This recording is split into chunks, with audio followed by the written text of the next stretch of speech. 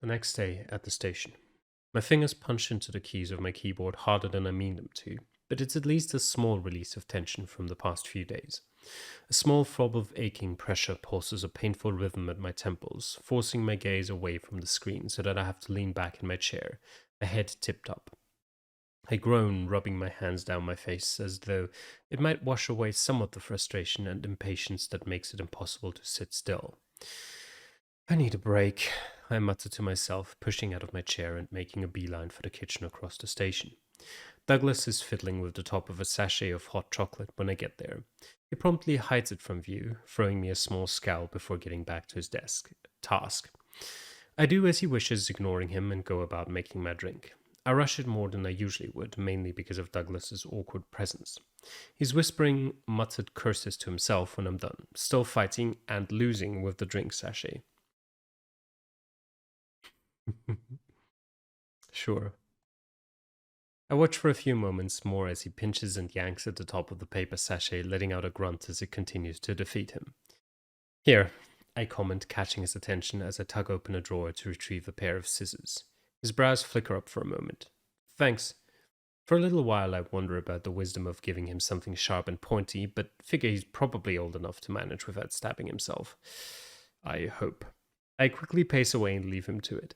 I let out my 100th sigh of the day as I slump back into my chair. Then I set about digging myself a hole into work that's deep enough to help me forget everything that's been going on. A few hours later, still at the station. My eyes sting their protest at my barely blinking stare towards the monitor, and eventually I relent. I glance away, squeezing my eyes shut to relieve the painful throb, giving a slight groan as my body aches from lack of movement. When I flick my eyes open again, a welcome face greets me with a concerned gaze. You're pushing yourself to your limits, Jules, Tina states, stepping inside my office with a clutch of papers clasped to her chest. Doesn't look like it's going to stop anytime soon either, I comment, leaning my elbows onto my desk and nodding my head at the papers. What are those? She glances down before hugging them closer, her expression falling slack as her eyes dull. You sure you want to know? Do I need to know? She nods heavily. Yeah. My stomach drops, but I clasp my hands together to keep myself steady. Then you better tell me. She approaches with heavy steps, fanning the reports out in front of me. The faces of a dozen people stare back at me with heavy accusation. One of them, I can only guess, the veiled human version of the dryad we'd failed to save. His features are too similar not to be the same boy. All that's missing is the pointy ears and golden radiance. What do you mean failed to save? We've had an influx of missing persons reports over the past few days while you've been busy. You need to sign off on them before they can go into the system. She spreads her fingers out over the papers. I'm sorry. A lump forms a painful knot in my throat. I shove the reports to one side. I'll do them when I get the chance. Whenever you're ready, she replies, taking a step back. Try and take a break at some point, all right? I hold up an acknowledging hand with a wave as she goes, waiting until the door has firmly clicked shut before shifting my gaze back to the missing persons reports. There's at least 12. 12 people possibly taken by trappers. Were they taken just to get to me too? The thought is hardly a calming one. Hmm. That kind of thinking isn't going to help me now, and it certainly won't help them. I draw in a breath, push aside my previous work, and spread out the reports, ready to get down to work. But as I reach out to bring the report closer, my fingers hit something solid, and I move one of the papers to find my phone beneath it.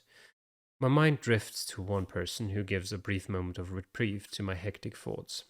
Maybe talking to her would help clear my head even more for the task ahead? Would it now? I don't think it would. I think it would make your head less clean, less clear. Maybe less clean as well. Probably less clean too. Um, no, actually, we're supposed to focus on our task. We're not calling for our. I shake my head and draw my hand back. Calling would just be a distraction to both of us, one I definitely don't need right now. So instead, I let out a tense breath and settle down into work. At least I try to, until a knock sounds and the doors swing open a moment later. Detective? Verda ventures, his voice cracking slightly as he peers around the door. I shift in surprise. Verda? He steps further inside, closing the door with a careful click behind him. I notice his shoulders shift up as he takes a deep breath before turning to face me. I, His hands twist together in front of him. He clears his throat and forces himself to stand taller, but a weakness still drags at his usually easy posture. Eric wanted me to remind you of the dinner plans you made with us for tonight. I slap a hand to my head and groan. "Ah, right, that was tonight." If you're not available, we can. "I'll be there," I state. I'm not sure if it's surprise or hope that adds a little energy to his dour expression. Eric said you'd be bringing someone along. "She'll be there too." I nod with more certainty than I should, considering I haven't even asked for her yet, though I get the impression she'll be more than happy to accompany me. Then we'll see you at 7. He says as a goodbye, leaving my office. I flash my gaze to the clock on the wall. Only a couple of hours to go and still so much to do. A little while later, at the warehouse. The sun-bleached grass crunches beneath my shoes as I yank open the wire gate and enter the warehouse's grounds. "You're finally home." The elated cry has me snapping my gaze up from my feet. My face instantly bursts into a bright smile upon seeing Farrar racing towards me across the lawn. I'm instantly crushed in a greeting hug, my gasped breath turning into a wheezed chuckle as I wrap my arms around her in return. As much as I'm not going to complain about this, I begin managing to get the words out as she releases her hold a little. Why am I getting such an enthusiastic welcome? She runs her fingers down my cheek. "I just missed you, is all." Maybe I should stay at work a little longer than usual more often if I get this kind of reaction. I tease. She flicks the tip of her nose against mine. "Please don't, babe."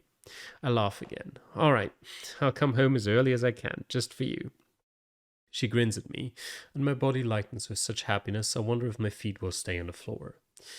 "Now you're here, all you have to think about is relaxing," Farrar states, turning us on the spot while keeping one arm around my middle to begin leading me towards the sun-bathed facade of the warehouse. But her words remind me of exactly why I came home when I did. The dinner invitation I don't think is going to be an issue. The telling her I revealed her secret to someone else might not go down so well. I take a breath. Hmm.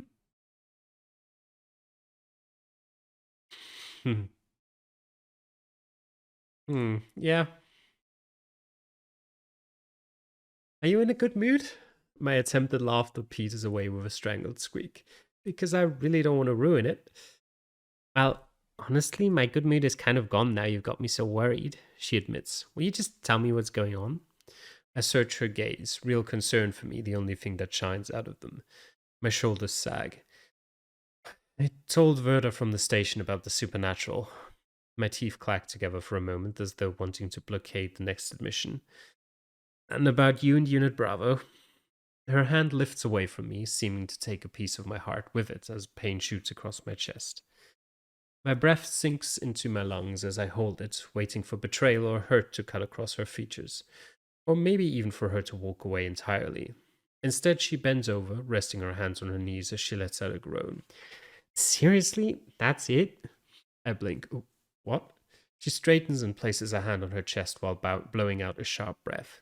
"Geez, you nearly gave me a heart attack. I thought someone was coming after you or something." She stumbles on the last words. "Well, I know people are, but I meant in a more urgent, right now kind of way." "You're not upset, betrayed, hurt?" The possible emotions beat out of me as I question her. "Of course not," she calls.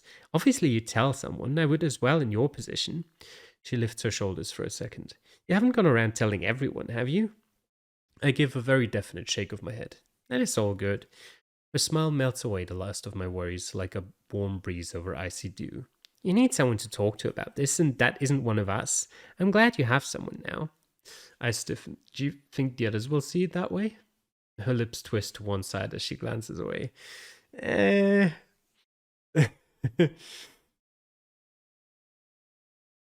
Hmm. "Eh?" I repeat before tipping back slightly with a laugh that hangs in the air between us. "That's really encouraging to hear." Her shoulders bob up for a second. "It's always hard to tell with them. Sometimes they react way differently than even I can predict." "Then maybe I should just be focusing on your reaction." I begin sucking in a slight breath. "You already know it. Now, for the thing I have to ask you next." Instead of concern, it's only curiosity that twinkles in her eyes. Well, now I have to know. Eric, Verda's husband, was hoping we'd go to dinner tonight at their place, I admit. I'm guessing he hopes we'll be about to get Verda to talk about things. She dips her head slightly to meet my dropped gaze. You don't exactly sound very excited. Hmm.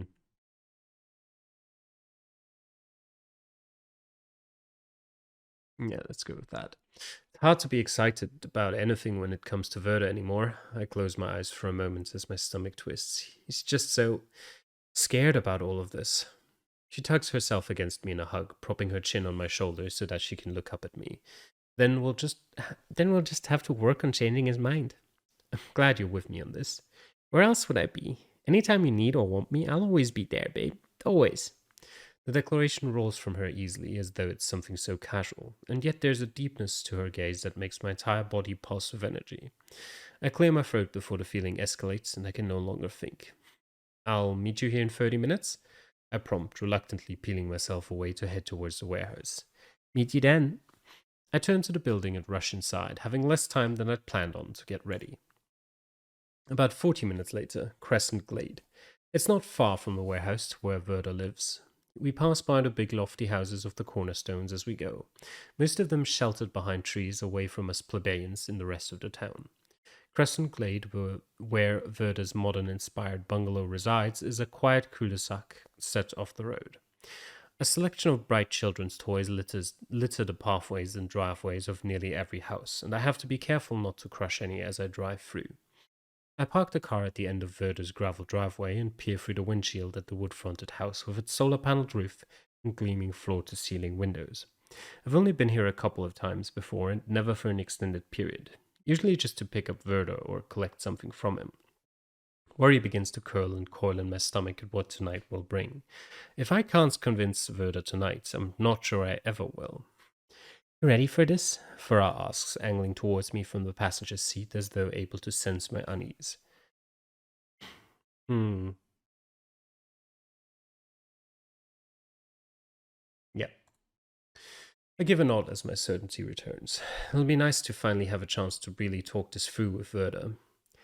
Are you really going to get a chance to do that with me and his husband hovering nearby? Fra asks. I nod. Verda will feel calmer with Eric there. Will you feel calmer with me there? She ventures, leaning closer with a grin. I meet her approach in order to place a kiss on her cheek. Definitely. Come on, we better get going. We get out, and I try to weep the creases out of my outfit. Hmm.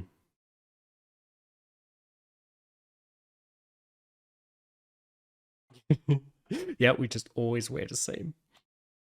The wrinkles mostly give way out of my usual t shirt. I'm hoping wearing the same thing will help us all feel more at ease.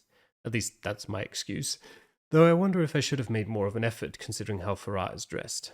I'm pretty sure every model in the world would be envious right now of the easy, casual air of glamour that Farah exudes as she steps out of the car.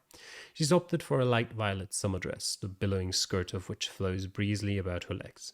A gold braided belt is looped around her waist to accentuate the fitted look of the bodice. Bodice? I don't know what that is. A daisy patterned cardigan sits across her shoulders, one button done up at the top of her cleavage, drawing my attention more than I realize. She smiles, and I can't believe there's anybody in the neighborhood who wouldn't be bowled over by the pure attractiveness that radiates out her every pore. I'd say it's rude to stare, she comments, drawing my captured focus back to her eyes. She slides close enough that she can wrap her arms around me, grinning. But I wore this specifically so you would stare. I let out a laugh. Then you were very successful. If you can't keep your eyes off me all night, then we'll call it a success, she clarifies, bouncing onto her tiptoes to plant a kiss on my cheek. Our flirtation and slightly off balance embrace is interrupted by Verda's front door opening. Eric greets us with a beaming smile, a waft of expensive cologne, and a shirt ironed to within an inch of its life. You're finally here. Farah seems completely captured by the man's cheery greeting and now even more enthusiastic for the evening ahead. As we approach, I notice Eric cast a quick glance over my same as always outfit. He lets out a sigh tinged with disappointment. I tug at my clothing before heading inside. Inside, I feel far more comfortable than I did staring over the imposingly expensive exterior. There are more toys littering the hallway than decorations. The wallpaper is patterned with crayon drawings, and various bits of child paraphernalia make it difficult to walk further than 2 steps at a time. Nice place, Farah comments without a smidgen of sarcasm. I like it when a house looks lived in. Eric winces. I'm sorry we didn't get more of a chance to tidy before you arrived. He begins grabbing at any of the mess nearby and shoving it into already overflowing baskets. It was enough. It was trial enough getting the girls out to the sitters. Farah shakes her head. Oh, don't worry on our account. We're here for the company, not the aesthetics, right? I blink a few times at her smooth reply, which so effectively set Eric at ease. Though, why I'm surprised, I'm not sure. She certainly bowls me over often enough. Right, I finally reply. Eric continues. Come on through. There's a lot more room and a lot less toys in the dining room, he insists, pointing an arm out down the lengthy hallway towards a door on the right. We follow him, doing our best to tiptoe through the brightly colored plastic minefield. The dining room is much more what I imagined for Verda's home. Glass side tables gleam in the atmospheric candlelight. The light oak dining table is laid with glinting silver cutlery and linen tableware.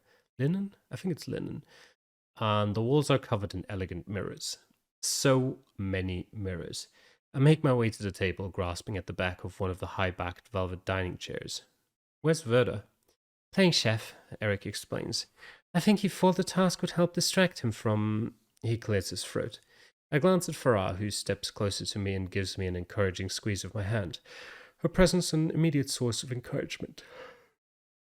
But he can't just stay out there all night, Eric continues, his voice weakening as he fiddles with the cutlery, flanking a spruce green placemat. Even though I think he'd prefer it. He continues to babble through his obvious worry as he fixates on arranging the already immaculately laid table. Hmm.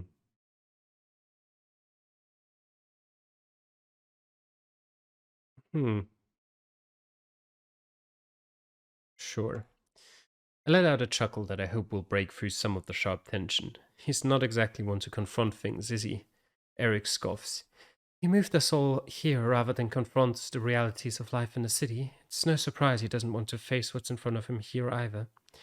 But this time he can't move you away, I remind him. He's going to have to deal with it, and hopefully we can all help make that a smooth experience. Eric spreads his hand over a napkin as a small knot forms between his brows. Let's hope so. The subject of our conversation and our concerns steps into the dining room a second later. I hope I'm not interrupting. Verda asks, dressed impeccably in navy cotton trousers and a pristine white shirt, unbuttoned a little at the top, which is quite out of the norm. I feel that was likely Eric's influence. Before any of us can say anything, Verda's gaze flashes to Farah. The youngest vampire smiles with such easy charisma that even Verda's obvious tension falters.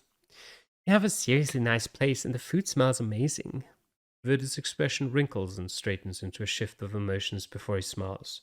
Genuinely. Thank you. I'm glad you could make it. Oh, yeah. The second Jules told me about tonight, I was on it, she admits. Her bright enthusiasm continues to beat through the wall Verda had erected. I also relax as the uneasy prickle that had followed Verda into the room dissipates. But then, was there any doubt that Farah would easily win him over? A smile pulls on my lips at the thought. The food won't be long now. Verda comments with a sudden air of relaxation. Then maybe we should seat ourselves ready for it, Eric suggests, throwing me a relief-filled roll of his eyes as he drags a couple of chairs back from the table for us. We take the seats and I join Eric in allowing myself a small respite of relief before whatever lies ahead. The meal passes surprisingly quickly. The food is, of course, as though it's been prepared by a Michelin star chef, so it's difficult to talk while enjoying it to the fullest. Man, I didn't know human food could taste like this, Farah blurts out as she scoops up the last forkful of couscous. I did my best to keep the taste simple, Verda explains, almost beaming with pride at Farah's compliments. I wasn't sure if you could, well, eat what we eat. Farah licks distractingly at her lips. Oh yeah, we can eat it, just we don't always enjoy it, and it's not like it provides us anything beyond taste, which can be a bit much. You humans might like to mix a lot of flavors together, but this is. She brings her fingers to her lips in a chef's kiss. Verda chuckles and dabs at the corners of his mouth with a napkin. Then I'll take that as a high compliment. Oh, you seriously should. Farah replies, finishing up the roasted vegetables glazed in honey. There's a pause where Eric frowns at his husband before clearing his throat. But whatever Eric had obviously been hoping Verda wouldn't ask comes spilling out of him anyway. Do you drink blood from humans? Fra almost chokes on the carrot she'd just eaten. Blunt much? Verda rolls his lips together with a frown of determination. Are you avoiding the question? Worry makes my stomach twist, but Farah barely seems thrown off stride. We drink human blood, but I don't think that's what you're really wanting to know, right? She pushes, tilting her head to the side with a challenging smile. You want to know if we kill people. Now it's Verda's turn to be put on the back foot, almost knocking over his wine glass and panicking to catch it before the deep red liquid stains the expensive tablecloth. Farah's smile widens in satisfaction at the reaction before she shakes her head. We don't kill to drink blood. Personally, I get it from blood bags, but even if not, vampires can drink from others without killing them. Well, now that the awkward and unnecessary questions are out of the way, Eric says, flashing a glare at Verda, how about you help me get dessert, Sol? Verda does as ordered, clearing the dishes and heading into the kitchen to allow Farah and me a moment of privacy to catch our breaths.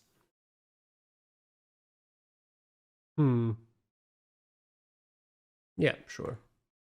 My breath whooshes out of me, disturbing the napkin folded at the side of my cutlery. This started out better than I thought. How did you think it was going to start? Him staking me for the heart the second I walked in?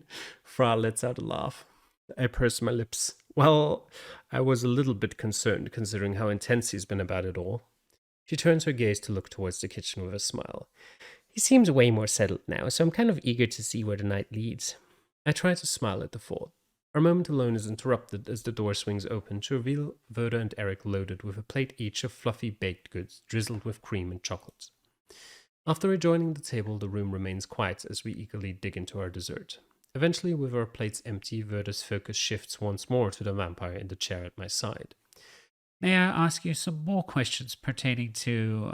He stammers, unable to say the word. Pertaining to? Farah's brows arch up before she nods and points at herself. You mean pertaining to the fact that I'm a vampire?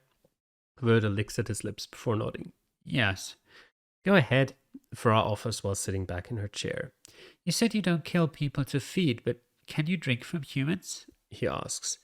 Oh yeah, supernaturals too, which is all vampires have access to in the Echo world anyway. Farah continues.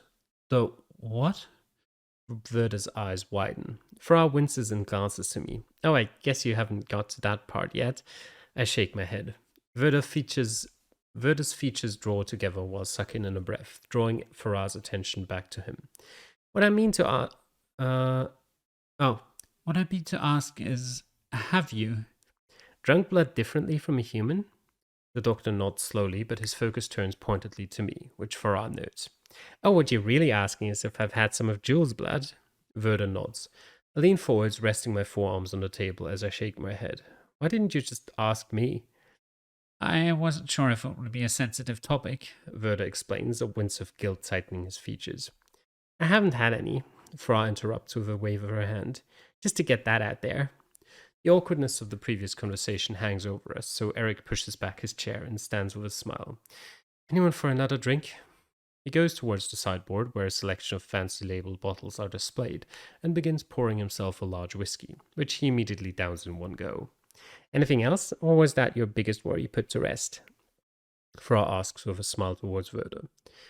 I'm not sure everything I'm worried about could be answered tonight. He replies in little more than a mumble. But, Jules, what happens if one of them tries? What if their thirst for blood turns on you? I almost expect Farah to brush away the question, to laugh it off as impossible, but instead she looks to me with wide, wondering eyes.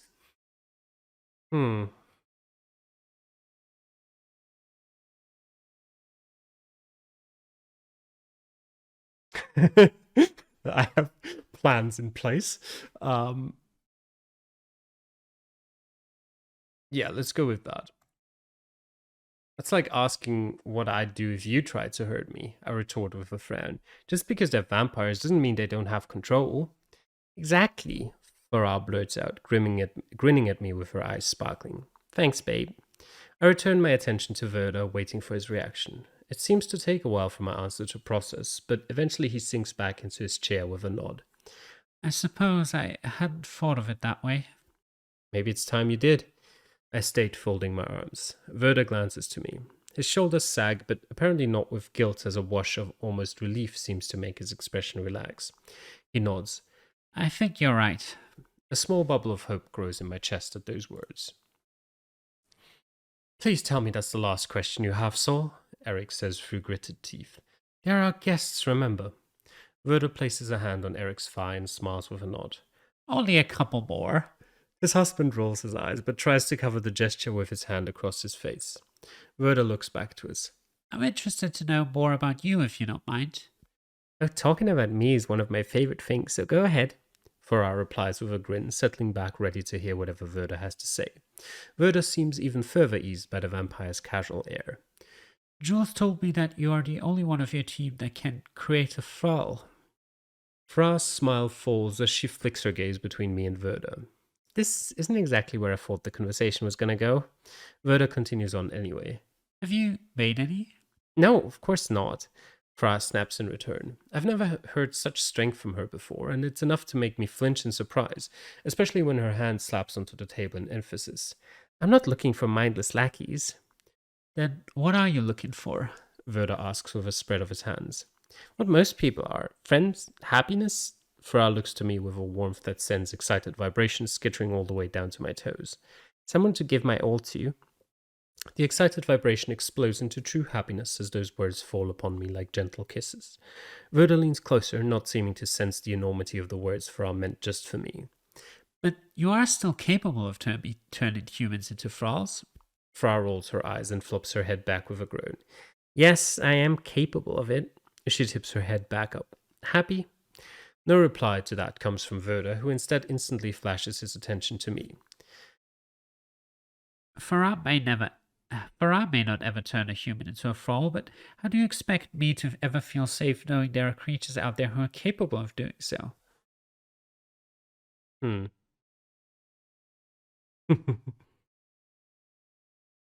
Yep. Honestly, this is reasonable. I let out an annoyed scoff at his question. How about dealing with it the same way you dealt with knowing what humans are capable of? He shifts back at my retort, but says nothing. You're well aware that humans don't need powers of any kind to do awful things to others. I continue, trying to keep the bite out of my words, which is a struggle. And you managed to get by with that knowledge. But not well. He responds with a deepening frown, his fingers gripping at the tablecloth. I moved here to keep my family safe from it. I soften at his admission. And we are here to protect them and keep anything from happening. He glances up to meet my eyes before slouching back with a nod. I suppose that's true. Farrar offers me a small smile as Verda finally seems to begin to relax. Well, I really do think that's enough questions, Eric states, snapping up from his chair and lifting his plate. I'm going to clear the dishes. Jules, would you be able to help? He widens his eyes and flashes his gaze with meaning between Verda and the vampire at my side. I stare at him for a moment before my brows dip in confusion. I have no idea what he's trying to tell me, but I'm happy to help anyway. Sure, I reply, standing from my own place and beginning to pile dishes and spoons into my arms. Lead the way. I follow him into the kitchen, leaving the other two alone in the dining room. Back in the dining room. Keen to get me alone, huh? Farrar asks with a flash of a grin towards Verda as an awkward silence threatens to descend. It's all right. Most people have the same urge after meeting me. He chuckles. I can see why Jules likes you. By my humility? How refreshing you are. Verda stands, extending a hand out towards the back of the room, where there's a short hallway leading to a small door. Would you like to get some fresh air? Farrar glances from him to the door. Are you sure we can go out? That's a serious mountain of toys, and I forgot my climbing gear. The man sucks in a breath and bites at his top lip. I'm sorry about the mess. I was just joking. Farrar stands heading towards the hallway, where she hops with a nimble leap past the toys without disturbing a single one. It's still outside. Too quiet without the sound of neighbors. A bit boring with nothing to look at but a spread of seriously well-cut lawn. But Farrar doesn't mention it, preferring that Verda is comfortable. And Verda definitely seems to be. When they'd arrived, he had been so afraid he'd reeked of it, but now his pulse beats steady and all he smells of is expensive cologne. You seem a lot better about all of this than when we arrived, Farrar asks, hoping for confirmation to her guesses. Verda nods, leaning against the modern glass and metal railing. Figuring out how to deal with it. What do you mean? He chews at his lower lip before shrugging. I bury myself in facts and data and evidence. It makes sense to me. It soothes me. That's how I process things. Bran nods in understanding but still frowns. Why couldn't you do that this time? Because the supernatural and all the stories that go with them don't work on facts or figures. You wouldn't say that if you saw some of the stuff they process at the agency. Farrar replies with a blurt of laughter. You'd have more evidence and facts than you'd know what to do with. Verda's gaze snaps to her. Truly? Truly, truly. She rests back against the railing beside the man. I get a feeling you'd really like it there, actually. Verda examines Farrar for a long moment before staring out at the lawn once more with a slight nod. I think you may be right. So, is this really why you brought me out here? Farrar asks with a tilt of her head. To talk about data? Verda smiles and stands up from the railing. Observant, aren't you? It's one of my many talents, she says before dropping the grin to a more serious, quizzical expression. So, what's on your mind? Verda drops his head and folds his arms with an uneasy tension stiffening his shoulders. My other biggest concern throughout all of this. He looks back up through the window of the house. Farrar follows his eyeline, instantly smiling when she spots Jules talking with Eric as they finish the dishes together. What are you worried about? They seem very okay to me. Farrar comments, holding up a hand towards the window as though the contented scene inside is obvious proof enough. I just want to know that they have someone they can talk to. Verda admits. I realized recently that I have Eric. I have my daughters. They give me comfort. They have done throughout this. A hollowness casts deep shadows beneath his eyes. Who does Jules have? A shallow cut strikes across Farrar's chest at the question. She straightens, shoulders rolling back, with a frown so serious it feels odd across her brow. They have me. Farrar backtracks a little. The sensation of such a strong, serious reply is odd as the frown. And, I mean, the rest of Unit Bravo too. Everyone there. Verda's lips tilt into a smile and Farrar sighs. That was a leading question, wasn't it? You knew I was going to say that. She comments with a shake of her head. The man lets out a quiet laugh. I hoped you would say it, but I couldn't be 100% sure. So, are you still worried? Farrar asks, resting once again beside him on the railing. Verda shakes his head. Not in the slightest. I just hope there's still room for me amongst the people they'd look to for comfort.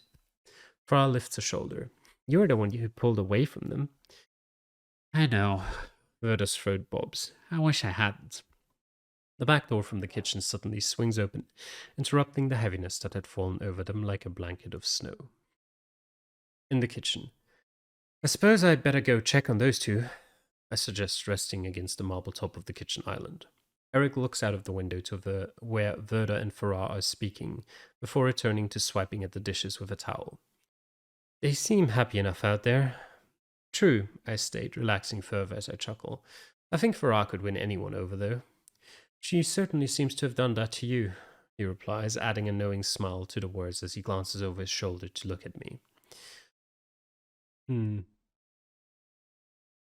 Sure.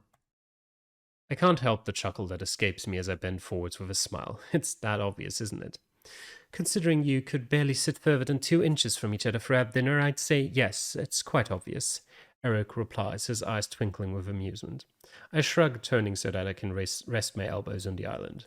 I've just never felt this way about anyone before, or felt so much for anyone. His head cocks with a frown. You make that sound like a bad thing. No, not at all. I shake my head and smile once more. Just unexpected. It's always best to enjoy the unexpected, he suggests. I chuckle. The voices outside seem to quiet, and I figure it's probably an opportune moment to head out and join them. I'll go see how they're doing, I say, already moving towards the French doors that lead to the veranda. Outside, Farrar and Verda stand in silence, the air prickling with the remainder of a tense conversation I worry I interrupted. Everything okay? I venture, stepping a little closer to them. It's all good, Farrar replies with a smile that instantly washes away any of my concerns. The large, ornate, rusted iron clock on the exterior wall ticks away behind us. I gesture at the house. We really should be going. Of course, Verda replies, sweeping an arm out. We'll see you out. The hosts of the evening follow us through the toilets and hallways and back out of the front door, where I turn on the spot to face them, Farrar coming to a stop beside me. My gaze meets Verda's, and it's a relief that he doesn't look away. Sure. Verda lingers in the doorway before me, gaze expectant, hopeful that I'll say something. Tonight was really great, I say, just to fill the silence. Thank you for having us. Thank you for coming, He says, dropping his gaze with a frown. You had no reason to after how I've been. I sigh. Verda. He reaches out and takes my hands. I'm so sorry, Jules. You just showed me the truth, and I treated you as though you'd injured me. I injured your idea of the world. Your comfort about it, I admit. He shakes his head. That's no excuse. So you have no idea how much I appreciate you sticking by me through it. He reluctantly lets my hands go with a shuddering breath of relief. I'll talk to you soon. Looking forwards to it, I call back with a wave as I make my way down the path, a heavy weight lifted from my chest, enough that I can take a clear breath of air for what feels like the first time in weeks. Nearing midnight, with the warm buzz of the evening still fizzing around me, I wave goodbye to Eric and Verda and walk down the driveway to the path with Farah at my side. A blanket of stars lights our way as we continue towards my car. They glitter and shine with such brightness that it feels like they are happy to see us. The back of Farah's hand brushes me before curling around to wrap into my own hand. I smile into the touch. Did tonight go like you hoped it would?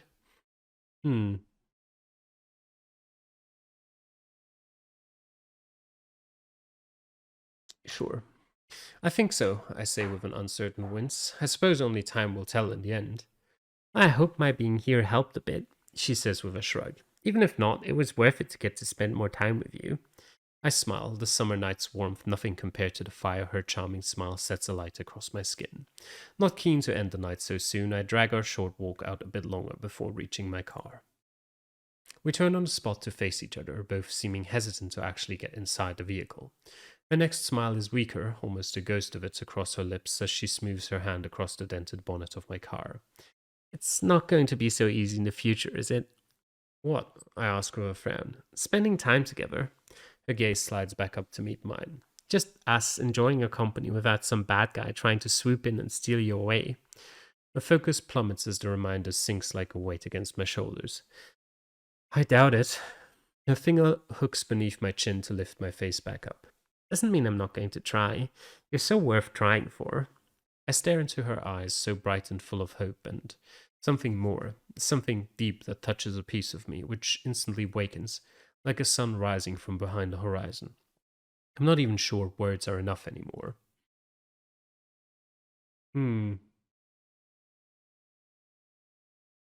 You know what? We'll hug her. I surge forwards and capture her in a hug, one she eagerly returns after a moment of surprise. You're worth trying for too, Farah, so worth it. I feel her chuckle rather than hear it as her body vibrates against me. Well, aren't you being sweet? No, I really mean it, I state with a sudden intention spurred by the realization of just how true it is. I know I want to keep trying for us, no matter what we have to take on. She examines me for a moment before a smile breaks across her features. It's easy to sense the happiness that bursts through her as she tugs me into an even tighter embrace. Falling into it, I let my eyes close and breathe her in, knowing that I'll not regret this moment. Farah's phone beeps from her pocket and we both glance down at it. You have somewhere else to be? I joke. Patrol, she replies. I'm supposed to be on duty tonight. Ava's probably wearing a hole in the ground, pacing around waiting for me. She heads to the passenger side as I tug open the driver's side door. I didn't mean to keep you so long. Totally worth it, she says with a wink and she slips inside the car. I chuckle and get inside as well, ready to head back to the warehouse. Next chapter.